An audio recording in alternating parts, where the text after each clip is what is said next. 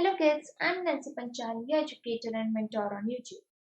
तो आज हम फाइनली क्लास 9 एसएसटी का chapter number 1 the rise of British rule in India start करेंगे। एसएसटी काफी बोरिंग सब्जेक्ट है कोई कोई लोगों के लिए, but trust me it is very interesting. I know text book पढ़ना थोड़ा बोरिंग है, but we will study from PPT. तो let's start. Introduction. Since the ancient period, India has enjoyed an incomparable position in the world due to its economic, cultural, and religious inheritance. Due to economic prosperity and cultural inheritance, people from different nations of the world came to India. There was a lot demand for Indian spices, muslin, silk cloth, indigo, etc. in the European countries. Trade between India and Europe was carried out through land route and sea route, and the center of these routes were Istanbul in Turkey. After the conquest of Constantinople in 1453 AD by Turkish Muslims, the sea route through Constantinople was closed for Europeans. Since they could not do without the spices, the Europeans felt compelled to discover a new sea route. So an era of geographical discoveries began. आप इसमें ये कहना चाहते हैं कि India ने पहले से ही होल वर्ल्ड में बहुत अच्छी पोजीशन एंजॉय की है, because India economically, socially, culturally and religiously सब जगह से प्रॉस्परस है। अब यूरोपियन कंट्रीज में इंडियन स्पाइसेस, फिर muslin, silk cloth and indigo, indigo एक डाई प्लांट है, वो बहुत डिमांड में थे। तो इंडिया एंड यूरोप में ट्रेड चलता था land route and sea route के थ्रू। अब इन सब के बीच में, ये रूट्स के बीच में एक मेन सेंटर था जो कॉमन था, उसको इस्तानबुल, उस टाइम पे कॉन्स्टेंटिनोपल कहते थे। अब वो प्रेजेंट टर्की में है। अब 1453 एडी में कंक्वेस्ट हुई, मतलब फाइट हुआ कॉन्स्टेंटिनोपल में, जो टर्किश मुस्लिम्स ने किया था। तो सी रूट तो बंद हो गया था यूरोपियंस के लिए, बट उनको स्पाइसेस के बिना नहीं चले ऐसा था। तो यूरोपियंस को लगा कि हमें कुछ भी करके इंडिया के लिए नया रूट ढूंढना पड़ेगा। सो जियोग्राफिकल डिस्कवरी स्टार्ट हो गई तब से। Topic 2. Discovery of sea route to India. With the inspiration, encouragement, and economic help from Portuguese King Prince Henry, some brave people began efforts to discover new sea route. Many great men tried to discover sea route to India, named Bartholomew Diaz, who discovered the Cape of Good Hope. With the assistance from the King of Spain, Christopher Columbus began his adventure of discovering a new sea route, which again came to a stop at an island, presently known as West Indies, situated in the Atlantic Ocean. Columbus, who had believed throughout his life that he had discovered a new sea route to India, had actually discovered a new land. Since this clarification was made by Amerigo Vespucci, this new land began to be known as America. आप लोगों के encouragement, inspiration और economic help Portuguese king Prince Henry की वजह से बहुत सारे लोगों ने सी रूट की शुरुआत की। अब उनमें से एक इंसान था बार्थोलोम्यू डियाज। उन्होंने केप ऑफ गुड होप ढूंढा, जो साउथ अफ्रीका में है, उसकी एज पे है। This is Cape of Good Hope. Now अब इकोनॉमिक असिस्टेंस, इकोनॉमिक मतलब आर्थिक, किंग ऑफ स्पेन की इकोनॉमिक असिस्टेंस में क्रिस्टोफर कोलंबस ने भी अपनी सी रूट स्टार्ट किया। अब उनका एक स्टॉप आया जिसको प्रेजेंटली वेस्ट इंडीज कहते थे। पूरी लाइफ कोलंबस ने ऐसा बिलीव किया कि उन्होंने इंडिया ढूंढ लिया, बट एक्चुअली उन्होंने ढूंढा था अमेरिका। ये क्लैरिफिकेशन अमेरिको वेस्पुसी ने की, एंड माना जाता है कि उनके ही नाम में से अमेरिका का नाम आया है। Now the Portuguese seller Vasco दा gamma discovered a sea route to India in 1498 AD. When he reached Calicut in the western coast of India, he was welcomed by then King Zamorin and allowed to carry out business there. Thus, this is considered as an important event in the world, as this opened the door for other Europeans to come to India. अब एक Portuguese seller था जो Vasco डा gamma नाम था उसका। उसने 1498 में इंडिया का सी रूट ढूंढ लिया। जब वो कैलिकट में वेस्टर्न कोस्ट पे पहुंचा, तब उस टाइम पे के किंग जैमोरिन ने उसको वेलकम किया और उन्हें परमिशन दे दी कि वो अपना बिजनेस यहाँ पे कर सकते हैं। अब इसको एक बहुत इंपॉर्टेंट इवेंट माना जाता है, क्योंकि फर्स्ट टाइम वेस्टर्न कंट्रीज ने स्टार्ट किया था इंडिया में ट्रेड, इसलिए अब सब दरवाजे खुले हो गए थे यूरोपियंस के लिए। Now arrival of Europeans to India. The Portuguese were the first to arrive in India for trade after the discovery of sea route to India. Within a span of 100 years, the Portuguese took control over several territories like Diu, Daman, Goa, Cochin, Malacca, etc. Inspired by the Portuguese success in trade, the Dutch from Holland and Danish from Denmark arrived in India for trade. The Indian traders established the East India Company to carry out trade with India. In 1680, when Queen Elizabeth of England gave the permission to East India Company to carry out trade with eastern countries, the first ship under the leadership of Captain William Hawkins arrived in Surat. But due to the dominance and opposition from the Portuguese, they were not allowed to establish their trade there. But finally, the East India Company got the permission from the Mughal Emperor Jahangir and thus established British East India Company. It is its first trade center, Kothi, in Surat in 1613 AD. Initially, the company established its trade centers in Surat, Bharuch and Ahmedabad. अब India में first of all Portuguese आए. उन्होंने 100 years के अंदर बहुत सारे territories अपने कब्जे में कर ली. Suppose Diu, Daman, Goa, Cochin and Malacca. ये 5 उनकी मेन टेरिटरीज थी. अब पोर्टुगीज के सक्सेस के बाद उनको देख के डच हॉलैंड से एंड डैनिश पीपल डेनमार्क से इंडिया में ट्रेड के लिए आए. अब इन इंग्लिश ट्रेडर्स ने ईस्ट इंडिया कंपनी बना ली ट्रेड के लिए. अब 1600 एडी में क्वीन एलिजाबेथ इंग्लैंड ने परमिशन दे दी कि वो ईस्टर्न कंट्रीज के साथ अपना ट्रेड स्टार्ट कर सके. ईस्टर्न कंट्रीज मतलब सिर्फ इंडिया नहीं, बहुत सारी. ऊपर चाइना, इंडिया, देन नीचे साउथ अफ्रीका, अफ्रीका, वो सब कंट्रीज आ गई ईस्टर्न में. तो सूरत में कैप्टन विलियम हॉकिंस के अंडर फर्स्ट शिप लैंड हुआ जो इंग्लैंड का था. बट पोर्टुगीज लोगों ने बहुत अपोज किया और तब उनका डोमिनेंस भी था. दैट्स वाई उनको ट्रेड करने नहीं दिया गया. But then Mughal emperor Jahangir ने ब्रिटिश ईस्ट इंडिया कंपनी को परमिशन दे दी कि वो अपना ट्रेड सेंटर खोल सके. तो उन्होंने फर्स्ट ट्रेड सेंटर खोला अपना, जो कोठी में था सूरत में 1613 में. मतलब 13 इयर्स लगे ऑलमोस्ट उनको. तो फाइनली कंपनी एस्टैब्लिश हो गई थी सूरत में, भरूच में एंड अहमदाबाद में. But due to the strong presence of Marathas in this region, the company sensed danger to its existence and hence moved to south and east directions, where they set up their centers in Machilipatnam, Andhra Pradesh, St. George, Chennai, and Fort Williams, Kolkata. Mumbai became their headquarters in 1687 AD. The French East India Company arrived in India for trade in 1668 AD and eventually set up their trade centers in Mahe, Karaikal, Pondicherry, Chandranagar, Machilipatnam, etc. In the 18th century, the English and French were constantly busy establishing their rule in the entire world and conquering more territories. Between 1746 and 1763, there were 3 Mysore Wars between French East India Company and the British East India Company, in which the French East India Company lost, thus making easy the expansion of British East India Company. Thus, at the end of this battle for power, the Portuguese were with Diu, Daman, Goa, while French had their trade centers at Chandranagar, Mahi, Karaikal, and Pondicherry. Meanwhile, the Dutch had to live forever.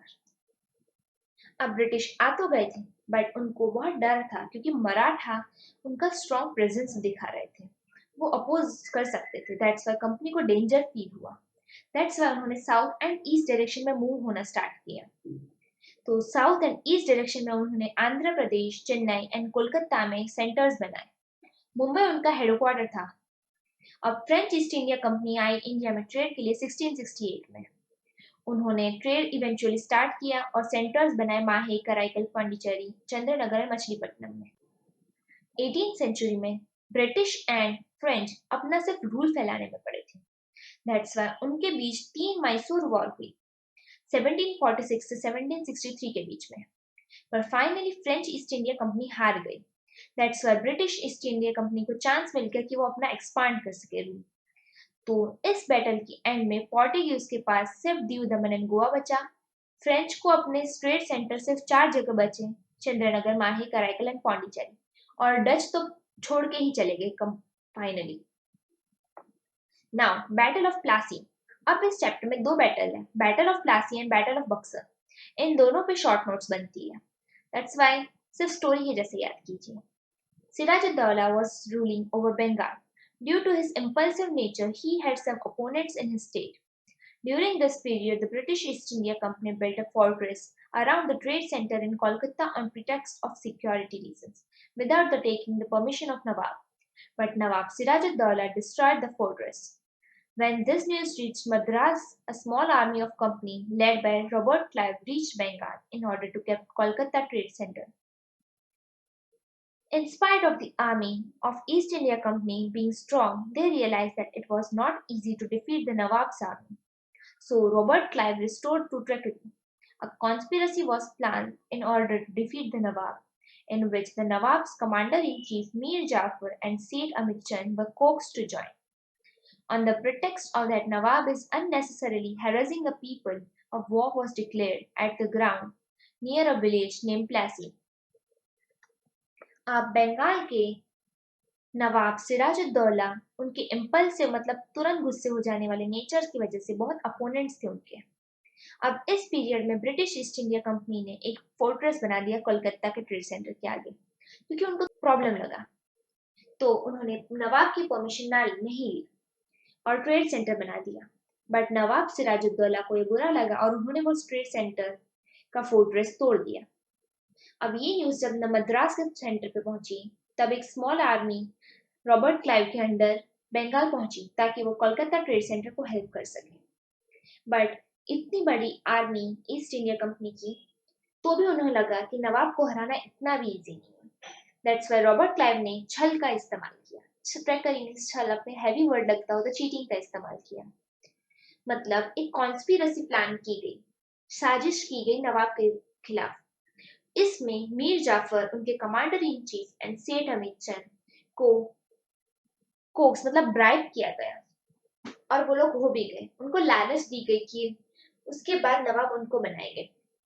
That's नवाब पे people को harass करने का इल्जाम लगा के एक war declare कर दिया गया एक विलेज में। अब वो विलेज का नाम प्लासी था। The Battle of Plassey was fought on 23rd June 1757 AD. The battlefield of Plassey is situated 38 km from Murshidabad. According to the plan, Mir Jafar lost the battle.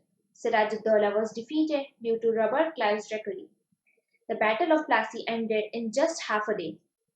The company, as a result, got a freehold over 24 parganas. Mir Jafar was made the Nawab of Bengal. Thus, the foundation of the company's rule in India was laid with the Battle of Plassey in 1757. अब plan के according Mir Jafar जानबूझ के हार गए। दस commander in chief हार गए, मतलब राजा हार गया, मतलब सिराजुद्दौला डिफीट हो गया। रॉबर्ट क्लाइव की ट्रैकरी मतलब चीटिंग के मेहरबानी से बैटल ऑफ प्लासी सिर्फ आधे दिन में खत्म हो गई। असली कंपनी को 24 परगनास मतलब 24 छोटे छोटे एरियाज पे फ्री होल्ड मतलब आजादी से रहने का चांस मिल गया। मीर जाफर को नवाब बना दिया गया और इस तरह फर्स्ट टाइम कंपनी रूल का फाउंडेशन लेड किया गया बैटल ऑफ प्लासी के through. Now, Battle of Buxar. The Britishers made Mir Jafar the Nawab of Bengal and under the different pretexts tried to extract plenty of wealth from him. Due to their greed to gain more powers, the East India Company managed to dethrone Mir Jafar and made Mir Qasim the Nawab of Bengal. Mir Qasim proved to be more ambitious than Mir Jafar and thus became a threat for the company. Mir Qasim was removed and Mir Jafar was again made the Nawab. Mir Qasim took refuge with the Nawab of Awadh. During this time, Mughal Emperor Shah Alam had come to Awadh.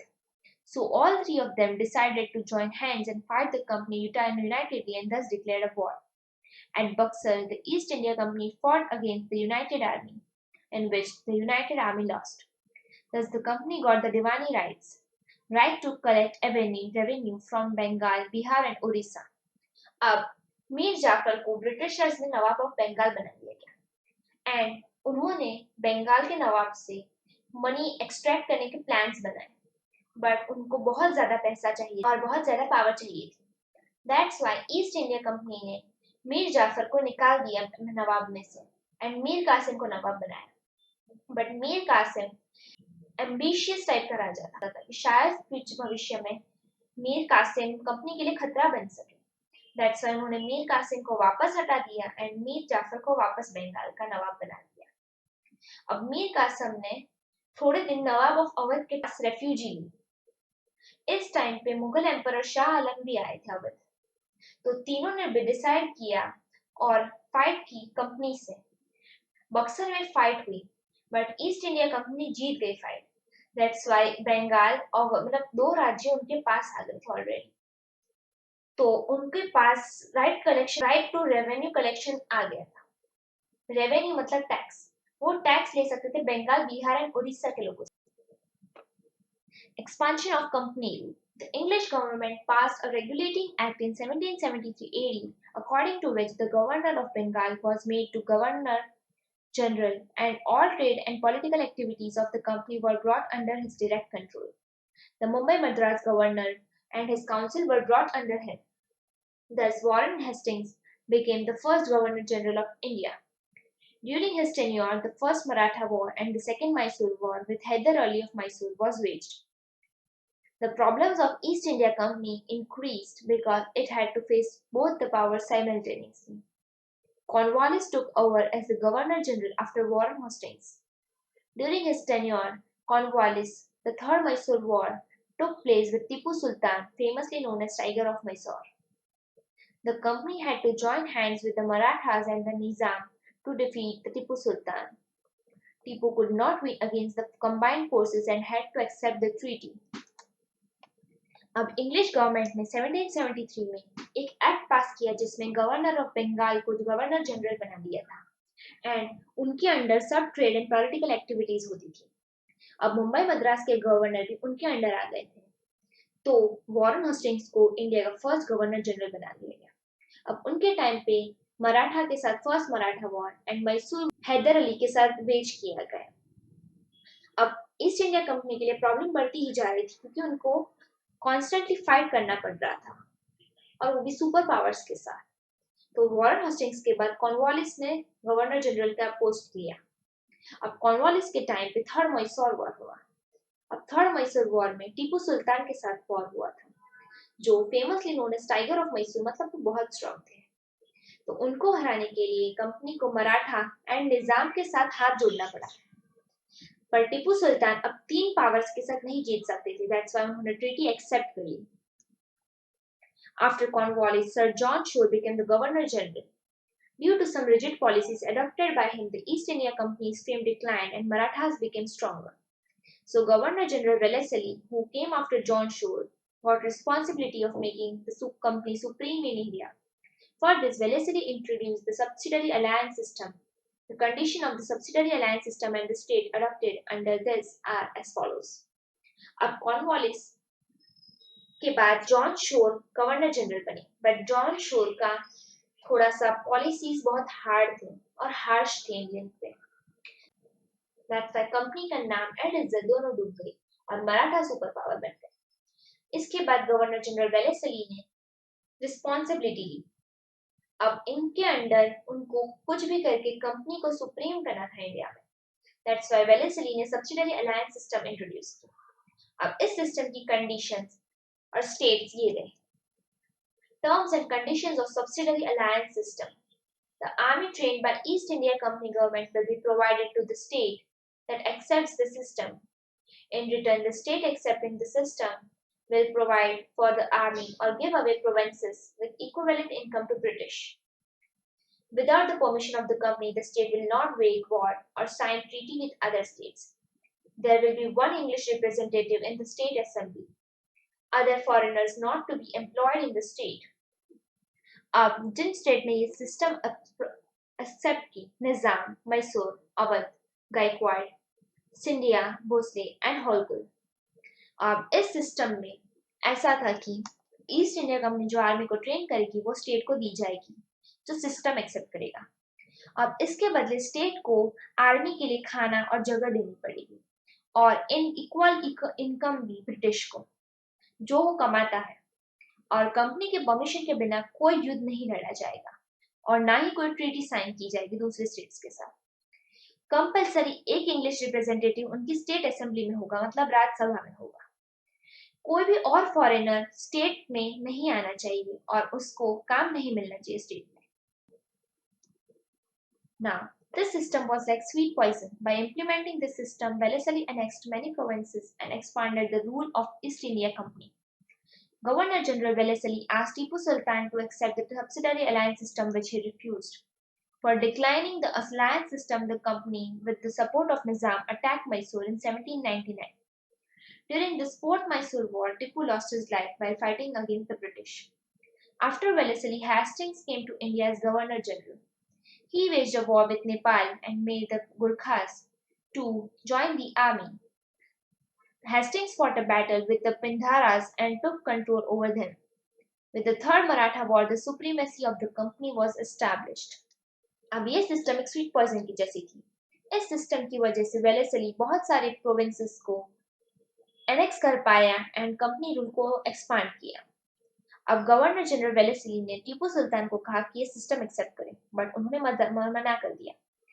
इस system को मना करने की वजह से fourth Mysore war हुआ, जिसमें company ने निजाम के साथ मैसूर में 1799 में अटैक किया। अब इस वॉर में टीपू सुल्तान ने अपनी लाइफ खो दी। वेलेस्ली के बाद हेस्टिंग्स इंडिया आए गवर्नर जनरल के रूप में। उन्होंने नेपाल के साथ वॉर किया और गुरखा को आर्मी ज्वाइन करने में मजबूर किया। हेस्टिंग्स ने पिंधारा के साथ फाइट की और उन पे कंट्रोल ले लिया। थर्ड मराठा वॉर के बाद कंपनी की सुप्रीमेसी एस्टैब्लिश हो चुकी थी। In comparison to earlier governor generals, William Bentinck is known as Liberal Governor General. Bentinck believed that the dissatisfaction in different states due to imperialist policy adopted by previous governor generals could not bring about any unity. So he was very liberal in his deeds. Dalhousie came to India as governor general in 1848.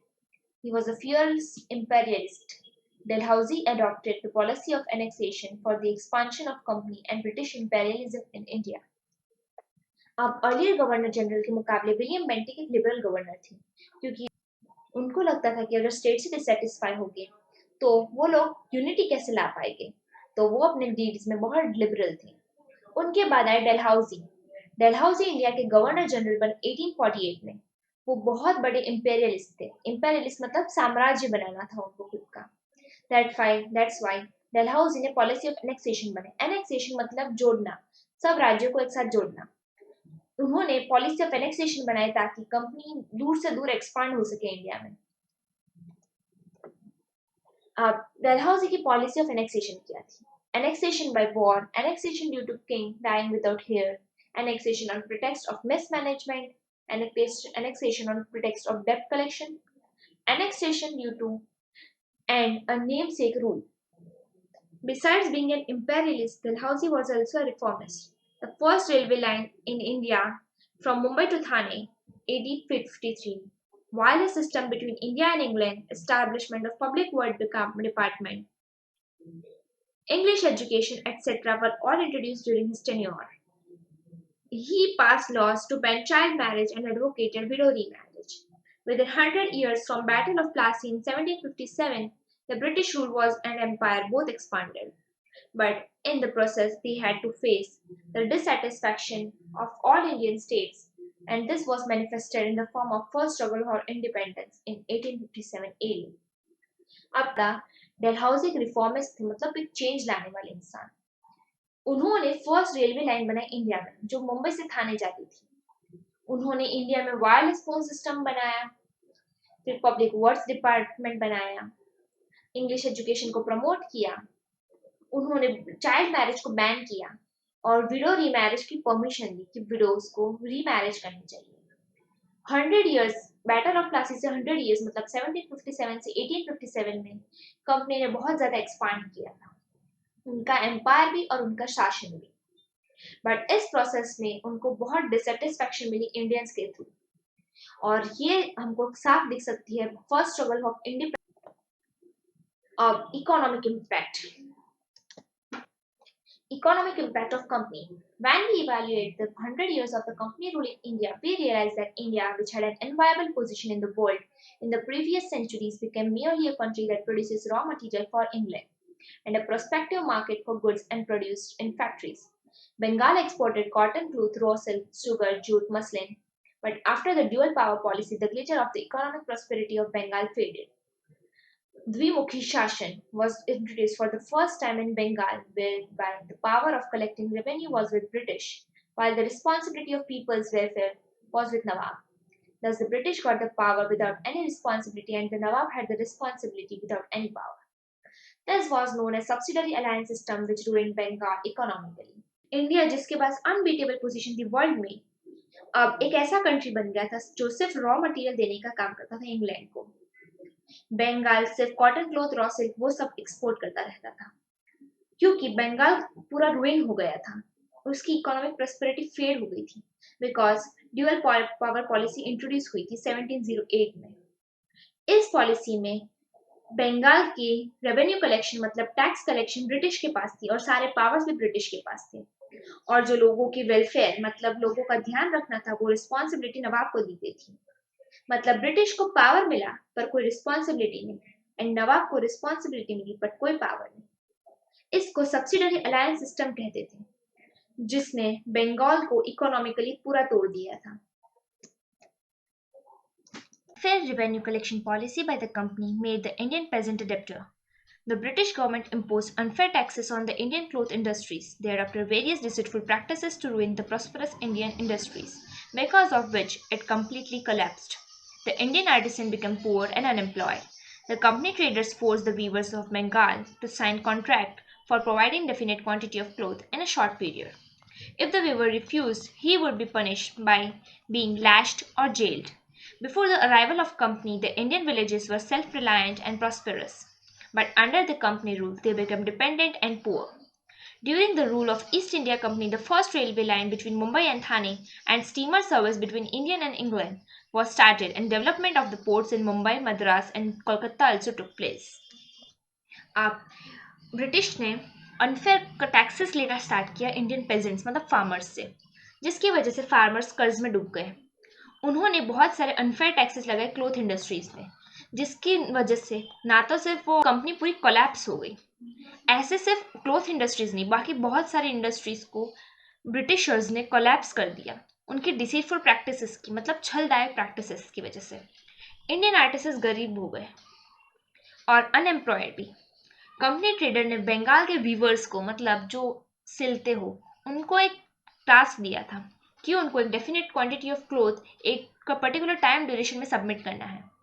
अगर viewers ने refuse किया तो उनको या फिर पीटा जाता या फिर जेल में बंद किया जाता।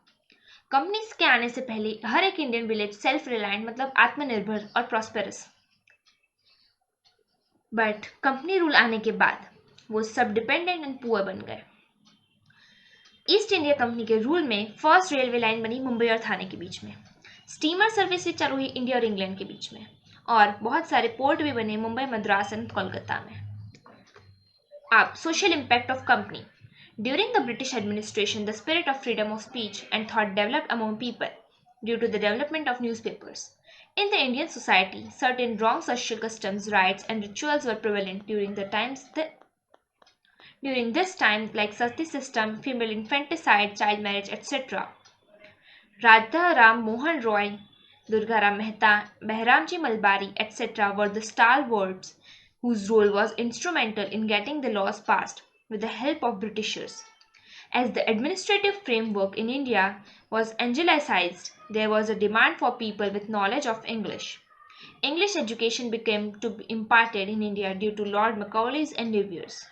As recommended by Charles Woods, universities were established in Mumbai, Madras and Kolkata. A whole class of people with knowledge of English developed because of English education. With the passage of time, this group made demands for social reforms and gave momentum to the process of reforms.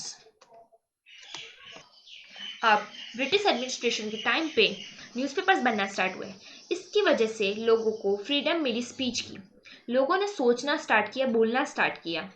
Indian society में बहुत सारे wrong social customs चलते थे, like sati system, female infanticide, child marriage etcetera. इस systems को abolish करने में Raja Ram Mohan Roy, Durga Ram Mehta and Behramji Malabari ने बहुत अच्छा रोल प्ले किया और ब्रिटिश कोर्ट में लॉस पास किए। एडमिनिस्ट्रेटिव फ्रेमवर्क चल ही रहा था इंडिया में, इस वजह से इंग्लिश एजुकेशन की डिमांड बढ़ गई। अब इंग्लिश एजुकेशन स्टार्ट किया था लॉर्ड मकॉली ने, और चार्ल्स वुड की वजह से यूनिवर्सिटीज एस्टैब्लिश हुई थी इंडिया में, मुंबई, मद्रास एंड कोलकाता सेंटर्स पे। इस वजह से एक पूरा क्लास बन गया था पीपल का जिसको इंग्लिश सीखनी थी। Finally, the conclusion of the chapter. Thus, the East India Company came to India being allured by the prosperity and trade opportunity. The company rule in India produced certain good and bad results in the political, economic, social, and cultural fields. The company adopted the policy of making England prosperous at the cost of India, and the reforms they made in the administration for their own interest indirectly proved to be beneficial for India. East India company India से attract हुई क्योंकि India में prosperity and trade की opportunities बहुत ज़्यादा थी। But company rule ने India को बहुत सारे बुरे और अच्छे दोनों फायदे दिए, पॉलिटिकली हो, इकोनॉमिकली हो, सोशली या फिर कल्चर। कंपनी ने इंडिया की कॉस्ट पे इंग्लैंड को प्रॉस्परस बनाना चाहा और रिफॉर्म्स बनाए, बट शायद ये रिफॉर्म्स इंडिया के लिए बहुत सारा बेनिफिशियल थे। तो that's all for this chapter. मैंने ट्राई किया है कि ये चैप्टर मैं स्टोरी के जैसे सुनाऊँ आपको, और मे भी आपको याद रह जाए और आपको SST रटना ना पड़े। So that's all for this chapter.